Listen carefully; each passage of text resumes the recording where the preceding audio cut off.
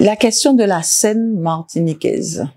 La scène des Antilles, c'est-à-dire la scène, je dirais, des Antilles françaises. La scène des Antilles françaises.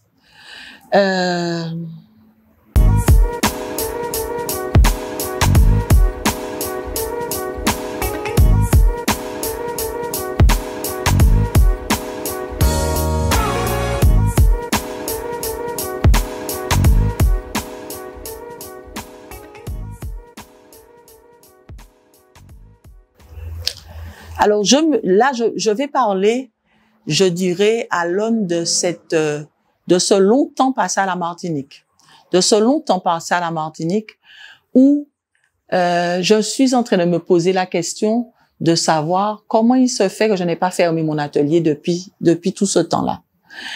C'est-à-dire faire le choix de rester en Martinique, je dirais qu'il a fallu vraiment réfléchir sur le pourquoi on reste en Martinique et le comment on reste en Martinique, sachant qu'en Martinique, vous n'avez pas de galerie digne de ce nom pour vous accompagner en tant qu'artiste. Vous n'avez pas véritablement de lieu, je dirais, officiel qui a doublé pièce que vous faites. Il n'y a pas de lieu comment dire ça? De lieu de validation, véritablement, des œuvres en Martinique. Et les artistes martiniquais sont obligés d'organiser eux-mêmes des événements pour, je dirais, marquer ce qu'on pourrait appeler la scène martiniquaise ou guadeloupéenne. C'est-à-dire que pendant des années, nous avons mis en place des événements, des résidences de création, nous avons mis en place comment on pourrait appeler ça, des espaces de réflexion dans des lieux. C'est-à-dire que l'artiste martiniquais est obligé, au-delà de travailler dans son atelier, d'être aussi force de proposition pour que son travail sorte de l'atelier et que son travail soit questionné par d'autres.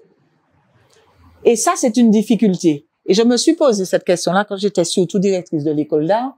C'est-à-dire que je me suis posé la question de cette école d'art qui est là depuis 1984. On pourrait penser que c'est une école hors sol. Parce que tu ne peux demander à aucun étudiant d'aller ouvrir la porte du musée et de regarder ce qui s'y fait. Tu ne peux pas lui demander d'aller, après l'école, regarder le galériste ou proposer au galériste de venir à la sortie des diplômes. Donc, je dirais que la scène martiniquaise, si elle est riche, et on réalise qu'il y a depuis le temps que l'école a formé des artistes, la scène sur les deux rives, Guadeloupe et Martinique, il y a des artistes. Il y a beaucoup d'artistes qui sont sortis de cette école. Et en plus, il y a ces artistes martiniquais qui sont sortis des écoles, je dirais, la scène parisienne, etc. Vous en avez beaucoup qui sont partis, qui ont fait une année à l'école d'art et qui sont partis faire la poursuite d'études ailleurs. Alors, la question se posait à l'époque, mais pourquoi certains ont envie de partir?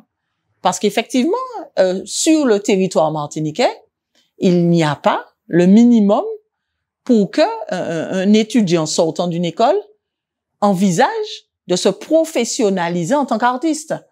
C'est-à-dire que la question que je me pose est que on va souvent reprocher aux jeunes de vouloir enseigner les arts plastiques et de continuer la pratique, mais il ne faut pas leur jeter la pierre parce que moi-même je me pose la question, si je n'avais pas eu cette possibilité de pouvoir enseigner, est-ce que j'aurais continué ce travail-là que je mets en place? Sachant que c'est pas quand tu as exposé à la Galerie Arsenec, que tu as exposé à la Véranda, que tu as exposé à la Fondation Clément, que tu as fait le tour. À la paroissiale à l'époque,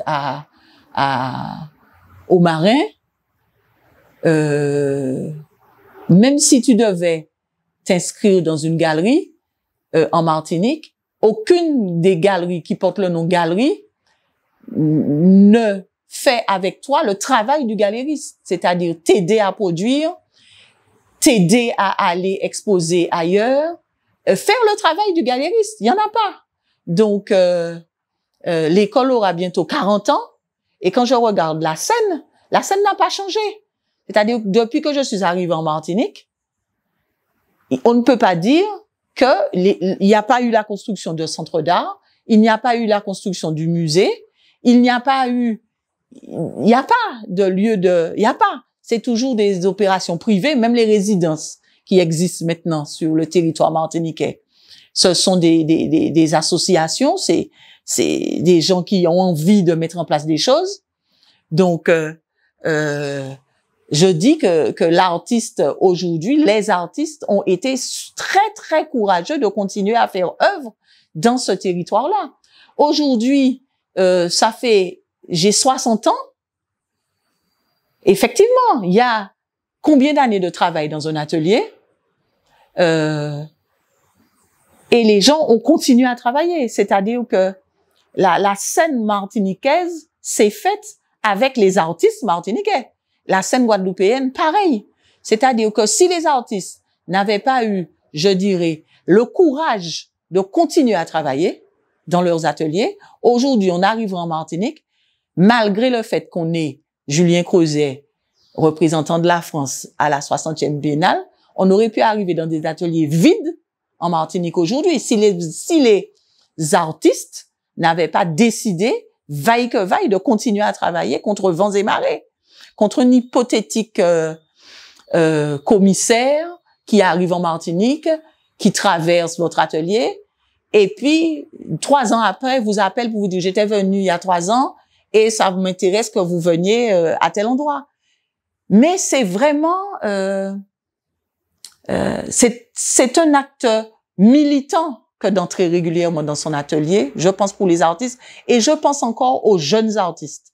Je pense à ces jeunes-là qui, à mon époque, ont été formés quand j'étais directrice. Je les vois là, les Gladys Gambi et tous ces gens, les Arthur Foncietta, les Jérémy Priam et tout ça. Ils ont quand même une chance. C'est qu'aujourd'hui, il y a un regard. L'ailleurs nous regarde un peu plus aujourd'hui.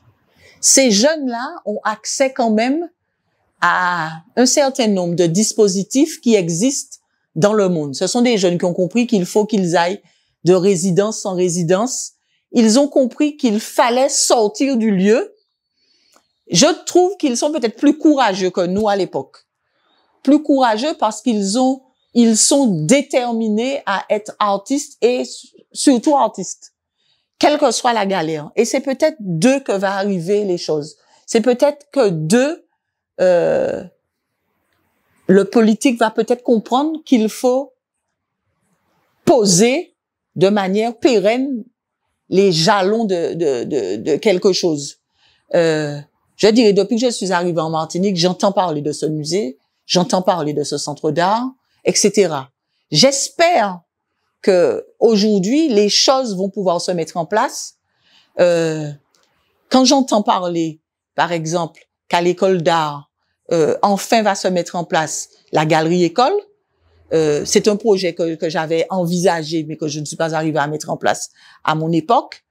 Et quand j'entends dire que ce lieu-là va exister, je me dis qu'on est en train d'aller vers une professionnalisation de ce métier-là. Parce que tous ces jeunes que nous avons formés, ils n'ont pas arrêté par fierté. Ils avaient décidé de devenir des créateurs et par fierté, ils ont gardé la tête haute et ils sont toujours dans leur atelier à être force de proposition. Et c'est comme ça que je me dis que nous, qui sommes leurs aînés, nous devons continuer à travailler. Et ce regard qu'il y a en ce moment sur les dom-toms, sur les DOM, en ce moment, puisque il y a eu ce grand projet à Marseille, Chandil, qui justement était le lieu de rencontre de tous ces DOM et TOM autour du geste créateur, c'est ça, autour de la création et des possibles que la création peut proposer aujourd'hui à nos territoires et comment ils peuvent permettre à nos territoires de encore je dirais, c'est peut-être le seul lieu où on peut encore rêver. Je pense qu'aujourd'hui, cet espace de la création, c'est peut-être ce qu'il nous reste comme espace d'utopie. Que et nous nous sommes rendus compte de ça. Quelles que soient les problématiques que nos territoires rencontrent, l'espace de la création est peut-être le seul espace où on peut encore se sauver. Le seul espace où les gens croient encore aux rêves et le seul espace où on charge nos différents ateliers de nos mythes.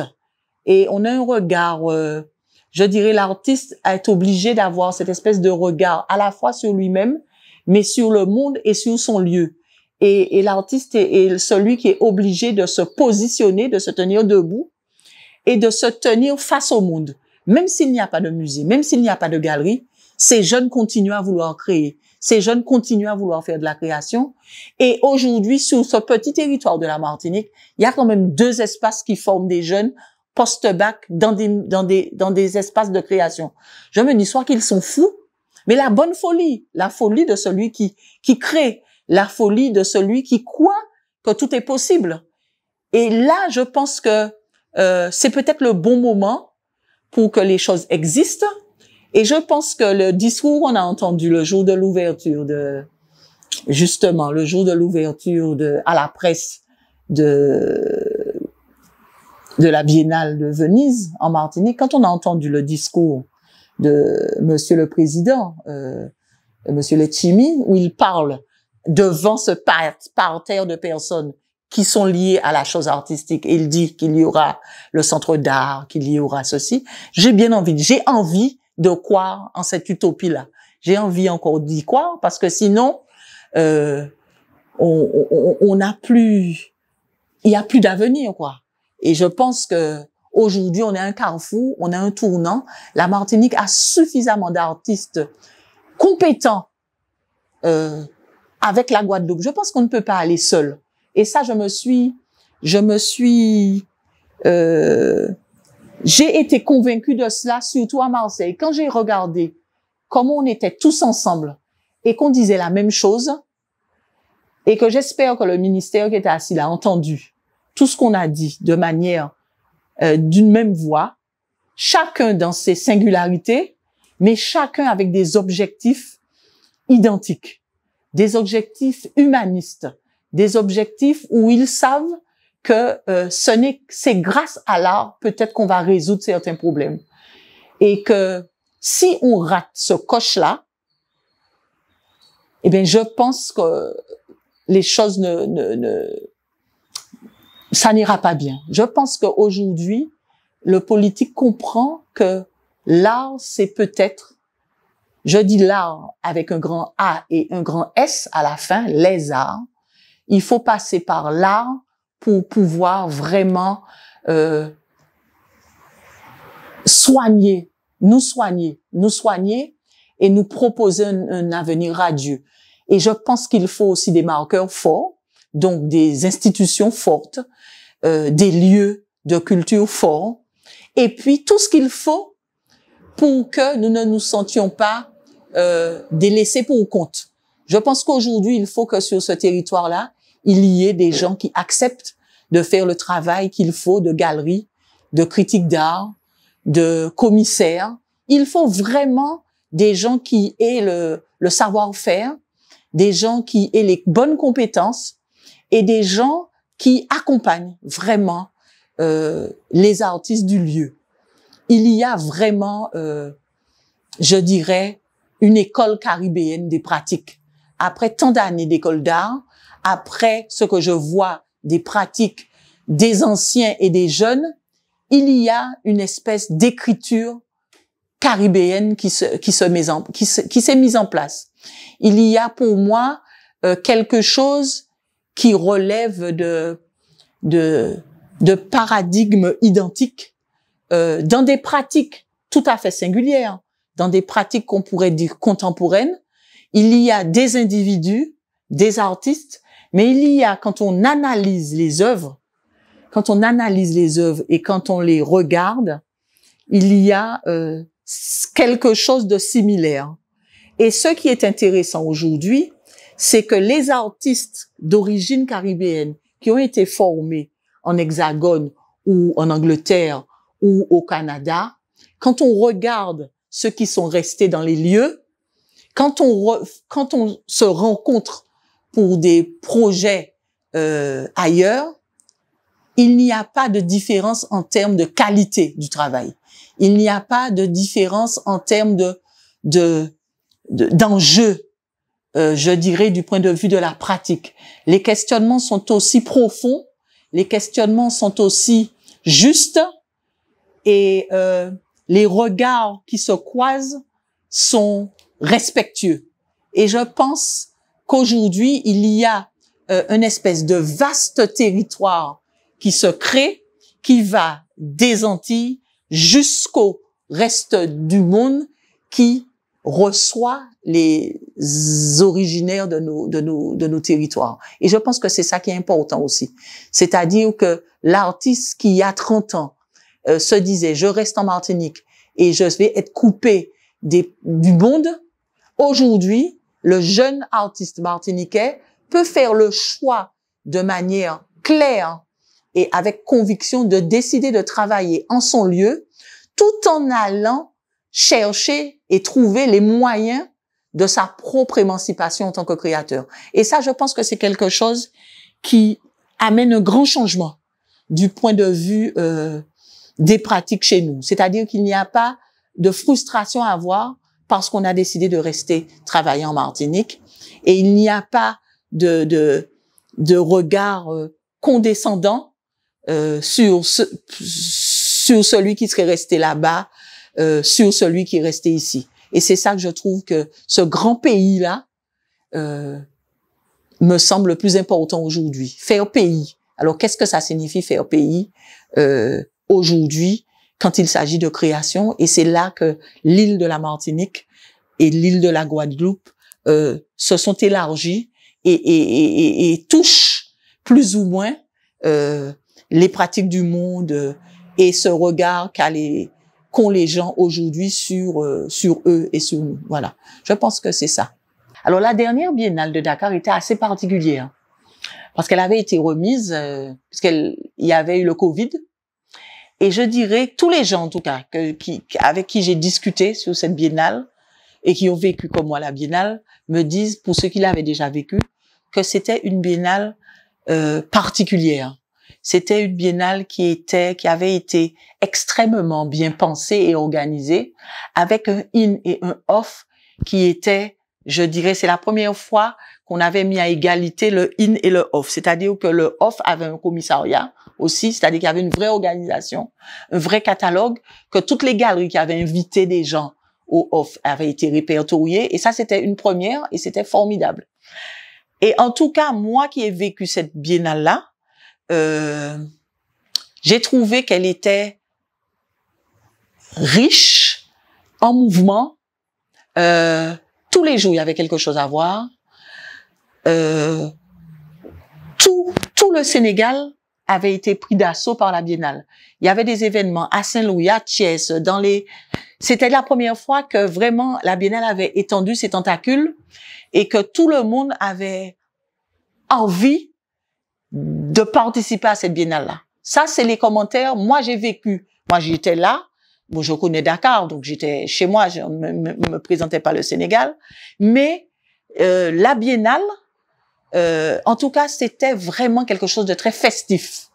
Très festif, avec des openings tous les jours, avec un calendrier bien mené, avec des choses très différentes, beaucoup de performances, beaucoup de formes de pratiques type installation, tout le travail autour de la photographie, le in, voilà, dans ce nouveau, c'est la première fois qu'ils investiguaient l'ancien palais de justice.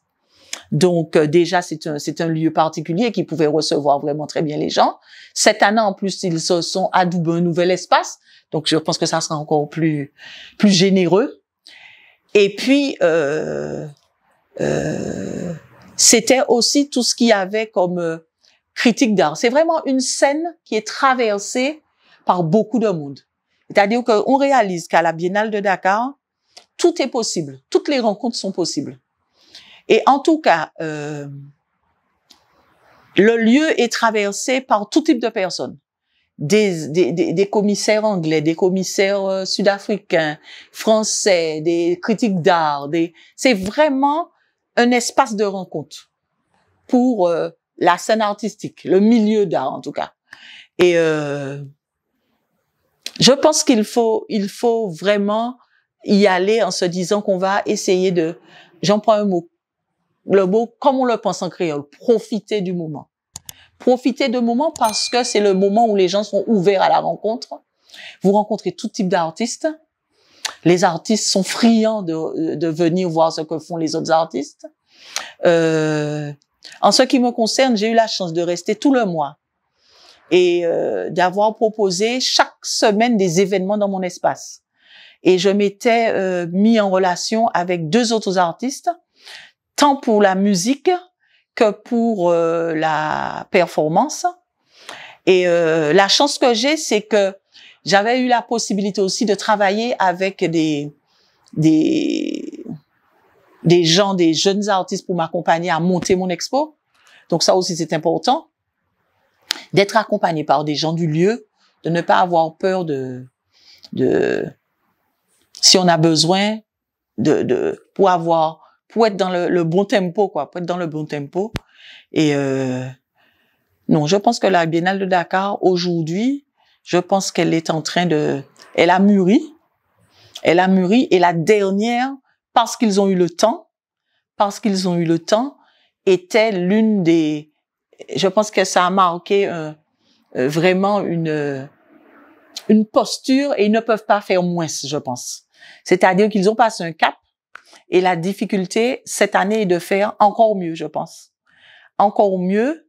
Et c'est ça, quand vous avez atteint, tant que c'est un peu moribond, on avait toujours la possibilité d'augmenter. Mais quand là, on a atteint, je dirais, quelque chose et qu'on n'a pas envie de proposer moins, leur difficulté, ça sera ça. Cette année, je pense, c'est de maintenir le cap et d'être en même temps dans l'innovation, d'être aussi dans l'innovation, de proposer des choses nouvelles. Je pense que c'est ça aussi. Et non, je pense que c'est une très belle expérience.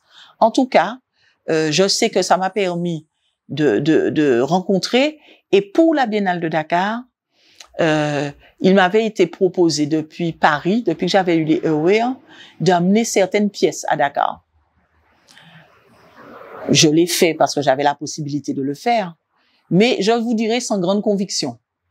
Parce que les gens passent dans les lieux, mais ils ne se présentent pas toujours. Ou vous n'êtes pas là. Et c'est quelques mois après la Biennale de Dakar que j'ai su qu'un certain type de personnes étaient passées dans l'expo. Parce que je pense que s'il n'y avait pas eu la Biennale de Dakar, je n'aurais pas eu ces achats du CNAP, par exemple. Ils ont vu l'œuvre en vrai. Vous voyez, c'est-à-dire que, et j'ai après eu des petits mots de certaines personnes ou des propositions parce que les gens ont vu les œuvres à Dakar. Parce que les gens c'est ça. C'est-à-dire que vraiment un lieu de passage et vraiment de tout type de personnes. Et ça, c'est important. Et en même temps, c'est un lieu où les artistes fédèrent, où en même temps, d'autres artistes permettent à d'autres artistes de se rencontrer. Pendant la Biennale, on a rencontré des artistes de Côte d'Ivoire, des artistes du Mali, des artistes d'Afrique du Sud, des artistes allemands, des artistes, voilà. C'est-à-dire que tu as l'impression d'être dans un no man's land de l'art pendant un mois, et ça, c'est important. Et puis, il faut vivre ça avec générosité. Il faut vivre Dakar avec toute sa générosité, avec tout ce qu'il vous propose. Je ne dis pas qu'il n'y a pas de problème, hein. Il y aura toujours des problèmes. Il y a toujours des problèmes, comme quand on organise. Mais quand les choses s'organisent. Mais il faut être ouvert, il faut prendre les choses comme elles arrivent, il faut être vigilant, être à l'écoute. Mais Dakar, c'est une très belle fête. Il faut la vivre intensément. Et c'est pour ça que cette année, la galerie me proposait de revenir. Je lui ai dit que je souhaitais revenir, mais avec un autre projet. Et Nous espérons aller à Dakar avec un groupe d'artistes, un groupe d'amis, pour être dans un dialogue entre les Almadies et Gorée. Et nous avons le titre, et qui n'est pas des moindres, « Ceci n'est pas un pays ». C'est le titre de notre espace. Voilà. Et de quel pays on parle? Bien entendu, ces Antilles françaises dont nous parlons depuis un moment. Voilà. Donc, on espère être à Dakar du 16 mai au 16 juin. On espère. Voilà. Alors, il y a une chanson qui dit « La vie artiste raide ». Je pense que quand on choisit de rentrer dans cette espèce de milieu qui est le milieu de l'art, je pense qu'il faut savoir qu'on n'aura pas un chemin facile. Mais en tout cas, je pense qu'il est important de dire aux gens que tout ce qui ne tue pas enrichit et grandit l'individu, enrichit l'individu. Donc, il ne faut pas avoir peur de choisir et d'emboîter le pas de ceux qui sont là avant vous. La seule chose que je dirais aujourd'hui à un jeune, c'est que je trouve qu'il a de la chance et qu'il saisisse toutes les opportunités qui s'offrent à lui aujourd'hui. Et que vivre l'art aujourd'hui, ce n'est pas vivre l'art comme il y a 30 ans. On ne pose plus la question du centre et de la périphérie ne se pose plus, je pense. Il faut aller dans ces métiers-là avec foi, conviction, avec une posture juste et surtout savoir pourquoi on a décidé de faire ce métier-là et surtout se poser la question de qui je suis et qu'est-ce que j'ai envie de dire au monde. On travaille effectivement pour son territoire, mais quand on choisit ce métier-là, il ne faut pas se leurrer, on choisit véritablement de vouloir laisser une trace, mais quelle que soit la trace, grande ou petite, mais une trace pour la postérité. Il faut pas se leurrer. L'artiste qu'il dit qu'il ne veut pas exposer, je crois qu'il n'est pas à la bonne place parce que d'abord, s'exposer, c'est dire les choses et le seul langage que nous avons pour le dire, c'est notre pratique. Donc, tout artiste, pour moi, est quelqu'un d'habité et s'il ne sort pas ce qu'il est et qu'il ne le montre pas au monde, eh bien, je pense qu'il se rend malade et personne n'a envie de se rendre malade. Au contraire, l'art est vraiment l'espace de la médecine et pour moi, c'est le plus fondamental.